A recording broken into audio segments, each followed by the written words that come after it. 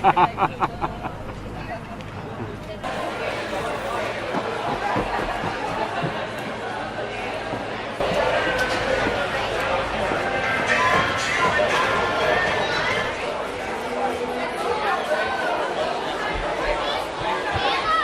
I take your pictures?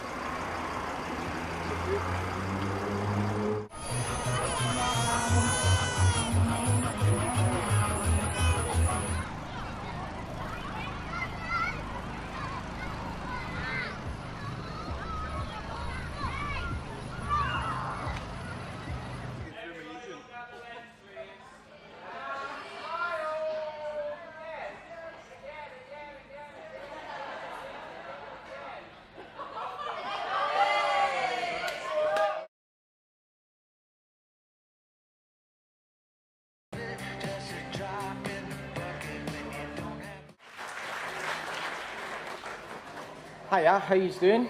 Nice to see you. It's absolutely brilliant being back in Ayrshire. I've spent a lot of time in Ayrshire, and normally when I do a cookery demonstration, I normally do food that you can do in the house, and we're going to make some fresh pasta. Has anybody ever made pasta before? Fresh pasta? So I'm going to take 2 eggs.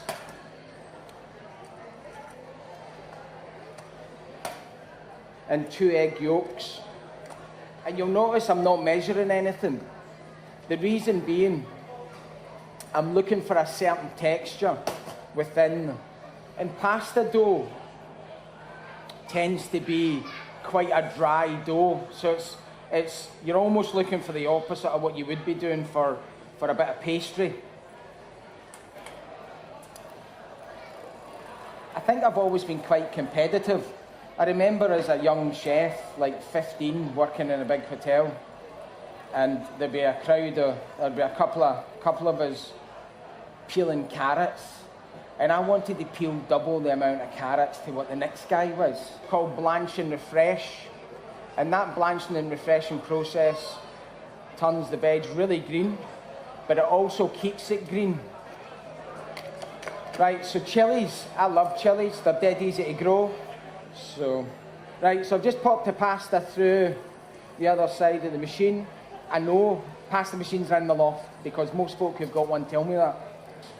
Right, so I've got some frozen peas, I've got the blanched beans, the chilli, the garlic, the pasta. Pre-cooked, it's brown crab. And I always associate brown crab with Ayrshire. Crab, homemade pasta with chilli and red onion. Thank you very much. Ladies and gentlemen, Gary McLean. How can you follow on from Gary McLean? Fabulous, and he's such a nice man. I've been fortunate enough to meet Gary. I'm involved in Food for Thought, and I go in and do cooking in schools as well. And I've come across Gary, and he's come across me, and he goes, "Oh, you're the woman on Twitter, put the specs on." Is 100 grams of unsalted butter, and I will use my spoon to hake it out, or my fork. So everything goes in the pot, and I always use Tate and Lyle cane sugar. My daughter works for them. I beat my eggs up, and I ended up with little white bits in the jar, and I go, where does that come from? So what I did yesterday when I ran through it again and I made that pot there, you know the wee connective tissues that join your egg? I took them out. And be prepared to take it off the heat. So I'm mixing the lemon juice in, and there's my lemon zest. It's going in. And in here is the mango juice, because passion fruit just gives a lovely wee flavour. I put in 3 eggs, stand here and stir it and look chefy, not as good as Gary of course. I'm going to put in the mango, and it only needs a couple of minutes to cook it out. I'm just a wee bit concerned we've not even reached the boil point yet, but hey ho. But you see it's changed colour. It's going a sort of goldeny, orangey colour now. And as I say, this has got a really nice temperature up now. It will need to cool a wee bit before it goes into my tub, so I think I'll need to follow the tub round the back. You're going to separate your eggs, take that membraney connective tissue out, and then you're not going to be left with funny wee white bits. We're the first local authority to hold the Food for Life award 10 years ago, and we're the longest serving member in the UK, around about P6 level, where we do a 6 weeks programme with them, learning about food, cooking different dishes, and then obviously teaching them. We can either get it like this, or we get it like little burgers that we use in the primary school menu. It's got potato in it, and it's got turnip in it, and then little round balls. With this dish here, what we're trying to do with the kids is basically being able to make a dish that is easy. They can do it at home. So what we're going to do first of all is we're going to just finely chop our onion. So today we're using the claw. So what you're doing, in an onion, we cut it in half. It's got its natural lines down the centre. Right, and what we tell the kids is we cut down slightly. So a little bit of oil. Now you're probably talking about 4 to 5 meatballs per portion if you're really doing this for at home. Today we're doing 2 portions. Get a bit of colour on them, and then we're just going to put them in the oven. We're just going to sweat the onions off. But the idea is to start getting the kids to cook from fresh. We're going to put passata paste in here. Natural protein, fibre, carbohydrates, very low in fat, very low in sugar. The whole dish is very low in fat and very low in sugar. If you use your tin bean or your tin peas, the cooking time is roughly going to be about half an hour. The longest thing is going to be your meatballs. They'll take about 10 minutes once you seal them off and then finish them off in the oven. Once you adjust this down, then you're ready to serve. But it just depends what you're cooking. Chicken's going to cook faster. Corn, you would just put it into your sauce along with your beans, not cook through, and then you serve it in your bowls and finish it off. So what we're trying to do is we're trying to educate the kids, right? And what we've done is when we do our programmes, we do these little technical brochures or these little booklets, and it gives everything about food safety, measuring temperatures between gas and electric, depending on what they're doing. My hospitality catering manager is standing there. Some of you might know him, Mr. Chris Walker. We go out within the schools along with my delivery managers, and we do a lot of cooking within the schools. So they've got a couple of minutes, so I'm just going to put my beans in to this.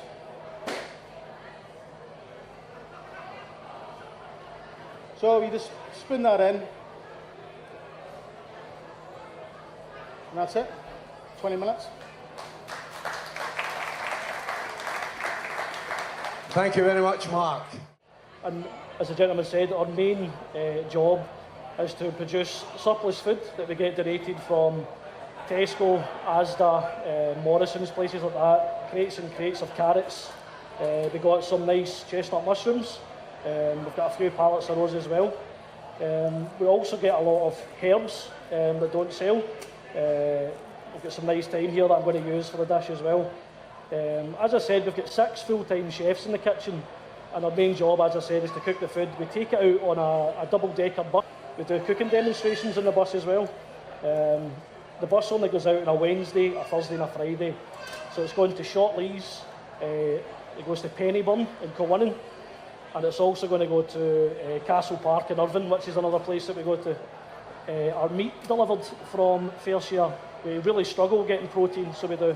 This was delivered yesterday from Fairshire. We didn't get very much, so what we tend to do, if we do need to spend some money to buy stuff, we use local suppliers who are quite good with it. I've got my salt and pepper just ready for it here. Get my pan on.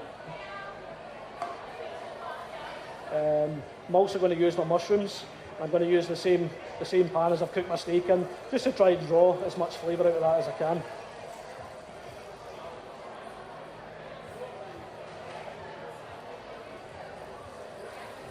Quickly do my beetroot. I'm going to slice some beetroot. Very messy. Slice it nice and fine. Just tend to seal the steak on all sides just to keep in that flavour. And what I'm going to do is I'm just going to fire it in the oven for a good wee 5 minutes. It's quite a thick bit of meat. So this is a donated time that we got. And as you can see, it's still absolutely perfect. These containers are a massive drain on resources, to be honest with you. It costs a lot of the budget I get to use a month to actually buy containers.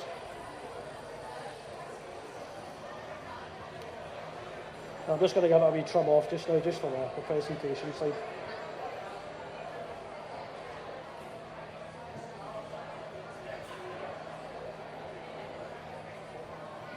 And that's just an everyday example of life at centre stage and what we do.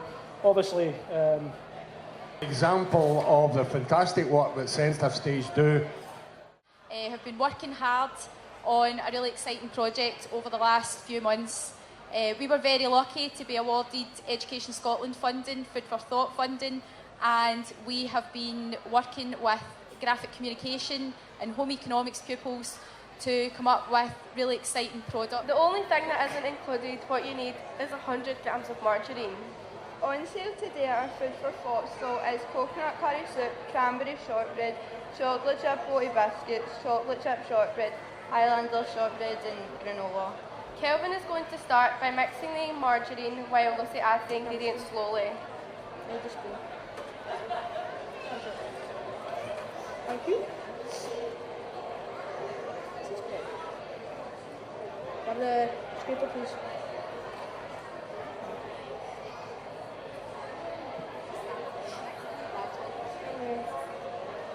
So you just need to stop mixing it in, and then can you add some more, please?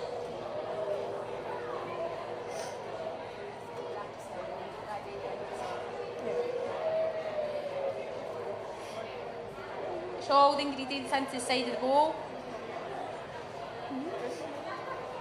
So they've made a lot of these products, in fact they've made every product that's on sale today has been made in class and has been trialled. So they've gone round, they've done a lot of testing to make sure that all the products are suitable, and chocolate chip shortbread, which have been really, really popular today. Okay. And if your dough feels like a bit sticky, you can just put some flour on it. And it will sometimes crumble.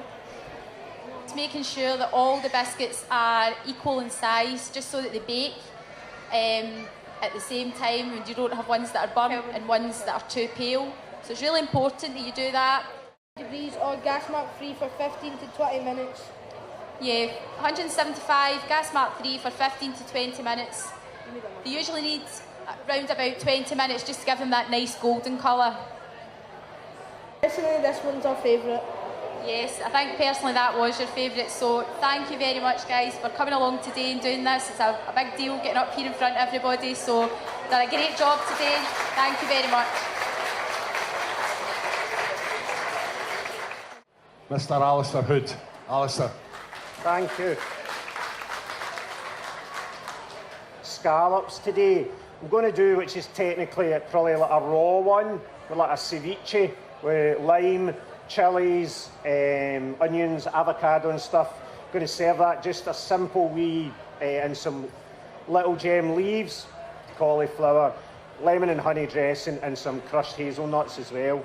So I better stop talking. Well, not stop talking, but I better start cooking basically. I've just broken the cauliflower down into wee florets there. I'll just dice the black pudding up. I've got a wee bit of oil in that. So I'm going to take a couple of scallops. I'm just going to cut them into just kind of small dice. You can cut them really thinly as well. Quite a lot of lime juice in there, but that's fine for what I want it for. I'm going to put some wee fine dice of red onion in there as well. You can do this with salmon as well. It's quite a popular Mexican dish, and they'll serve it in tacos. Chilies as well. Just going to quickly dice a wee bit of that as well. I'll take the seeds out it. And what the lime juice is doing, it's kind of cooking it. It's the same with lemon. It just cooks the fish slightly. So that's that there. We'll do some wee bit of tomato as well for the top. It's just all about fresh, tasty flavours. There's a huge boom in the old avocados these days. Really flavoursome dish. So I'm going to leave that, just roasting that cauliflower off. I don't think I seasoned it before I put it in. That's a cardinal sin. So I put a wee bit of salt on it. Black pudding doesn't need any. I use the Stornoway black pudding.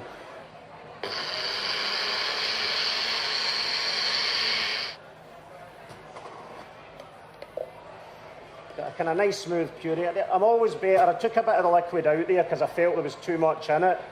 I was contemplating what dish to do, I said, for today, and I thought I'll just do the 2 different types of scallops. You know, Gary's using mussels after me in a dish, so I didn't want to do a mussel dish as well, because he's probably going to talk about the product. It was great seeing the kids louding up, making their biscuits and things like that, and they're doing a lot more stuff. Pan-fried scallops, cauliflower puree, roast cauliflower, Stornoway black pudding, toasted hazelnuts, and we've got a wee lemon and a honey dressing with that as well. So if I can, don't know if you can see that. You can see my arm. So that's the dish there that we've got. Okay, £14 for a starter. Right, timer says stop talking, Alistair. So we're going to just, I'm going to throw in the tomatoes here. Again, you can just substitute any fish for this really as well. You know, you can use salmon, you can use monkfish, you can use a variety of different things. Some tomatoes. Just add a wee bit more chilli to it. You can add, as much or as little as you want. Wee bits of avocado. I quite like my demos to be interactive, so if anybody's got any questions, queries, whether it's about the food or Greg Wallace, or I like to make things from scratch, so I don't do any Blue Peter moments or any of that sort of stuff. Again, just to sort of show pretty much what Alistair did there, what you can do, just with a wee bit of thought process. I think just an instant fast food. It's like a 30-second cook, and you've got mussels. Right, so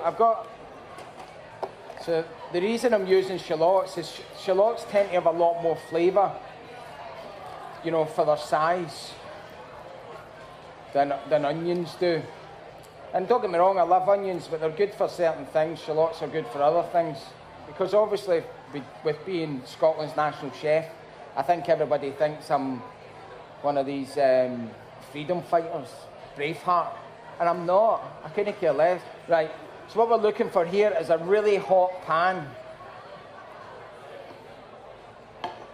And a really hot stove makes a really hot pan. And we'll just let that do its thing. So we just want these mussels to open up. They just take a few seconds.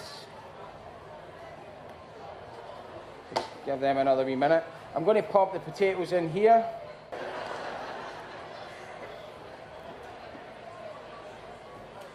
So it's a good time of year for mussels at the minute. Can you go to Hollywood and do a speech? Oh, great, brilliant. I'll bring the wife. It's now turned into a 10-course chef's dinner. And I'm the chef. To that, I'm going to add a little bit of saffron.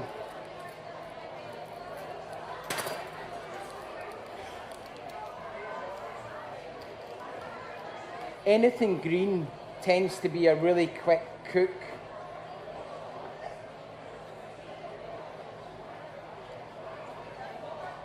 Sea bask is in. Right, so cooking fish, and Alistair touched on it a wee bit in his last demo. What happens is when folk cook fish at home, it can be a disaster because it sticks. So then what happens is you realise it's stuck and you panic and you get that fish slice and you try and scrape it off the pan. And then you flip it over and guess what happens? Sticks again, right? So here's the rule when it comes to pan frying fish. It's stuck 100% of the time. It's going to stick every single time. Your fish slice, unless you fry eggs, fling it in the bin. All right? It's hopeless. Hopeless. Don't use it. So what I use to cook fish is one of them. right? So see when the fish is capable of being turned by a spoon, it is ready to turn. Which on a new stove's always fun, but you're listening to the noise that it's making. And if you find yourself trying to turn it like that, it's too hot, all right? So you just have to let it go. I'm going to add some double cream. Double cream is it's one of the things that's not used that much in cookery anymore.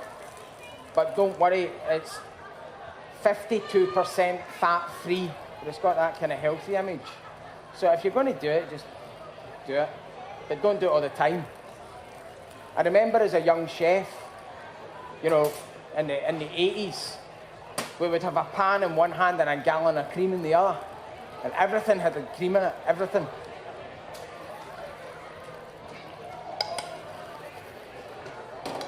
And that is pan-fried sea bass with a mussel, saffron and potato broth. Thank you.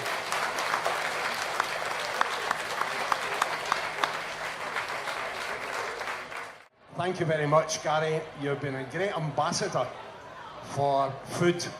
No, thank you. A great ambassador. I certainly watched you on Professional MasterChef, and it was brilliant to see your face. I think I had when you won that. I had a mega advantage over the other. Basically, me coming from Glasgow / West Coast / Ayrshire, there was amazing produce to use. You know, I was very Scottish on MasterChef. But I'm very Scottish because I'm Scottish, so I'm not any different. And the folk that have known me for years that are in the audience, I'll tell you that the way I was on the telly is the way I always have been. And the first category is the nursery rather, and the winner is Ruby. Whoa, well done. There you are. Gary.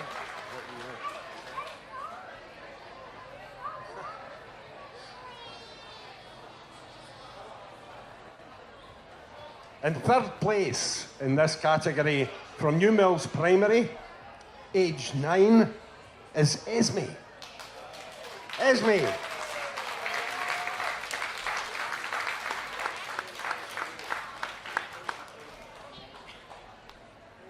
Well done, Esme.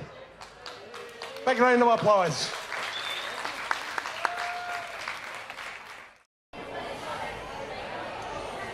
And then this one, the third prize, is for £80 blues at Park Hotel. It's a meal worth £80 and it goes to Shirley Moore.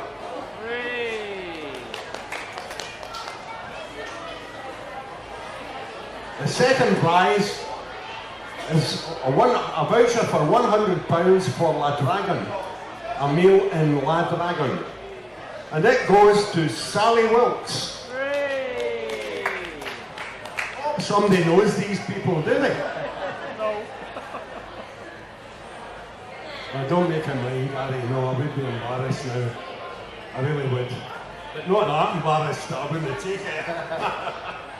The first prize, ladies and gentlemen, which is a large drinks hamper, and it is a large drinks hamper, and it goes to, don't believe it, Laura Brown.